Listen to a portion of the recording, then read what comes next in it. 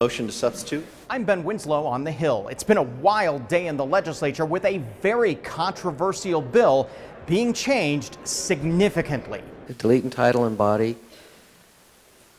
House Bill 257. The bill was rewritten to remove a requirement that use of public restroom facilities be limited to sex designated at birth. The law has never prohibited people from using a bathroom despite what the sign says on the outside of the door. In that situation, that part of the law is not changing. What is changing is protecting more strictly lewd, voyeurism, and those type of behaviors that are and should be protected in those private spaces. But the previous iteration of the bill was limiting it to sex designated at birth versus gender identity, correct? That's correct. There are still restrictions on locker rooms, but the focus is now on behavior. It also requires more unisex spaces in public buildings and retrofitting older buildings when possible. Lewdness and voyeurism laws will be enhanced under the law. Focusing on the behavior of what happens and makes a private space not feel safe, I think that is really the most important part of the bill. Senate leaders say they're responding to feedback from constituents as the bill has made its way through the legislature. The bill has been the target of protests. The LGBTQ rights group Equality Utah tells Fox 13 News it still has concerns.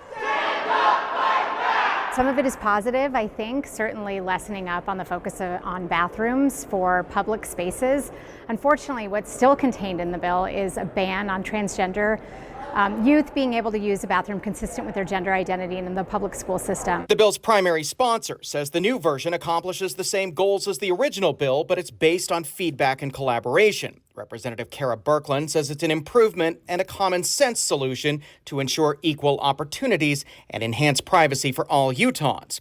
But Senate Democrats say they're still watching the bill. And it focuses on opportunity for all. The Senate also took up House Bill 261, which eliminates diversity statements in hiring and does away with DEI offices on higher education campuses. But we're going to make sure that if there are some obstacles to their learning that could be socioeconomic, whatever they may be, that they're going to have those services currently, and we want to make sure that they all have an opportunity to succeed. That bill has been changed somewhat, but Democrats in the state Senate still have concerns. Our communities feel as though, even though they may never read this bill, they feel as though that they are being erased and that their safe spaces on campus will go away. Both bills passed an initial vote. Procedurally, there are 2 votes in the Senate. The next vote will happen on Thursday.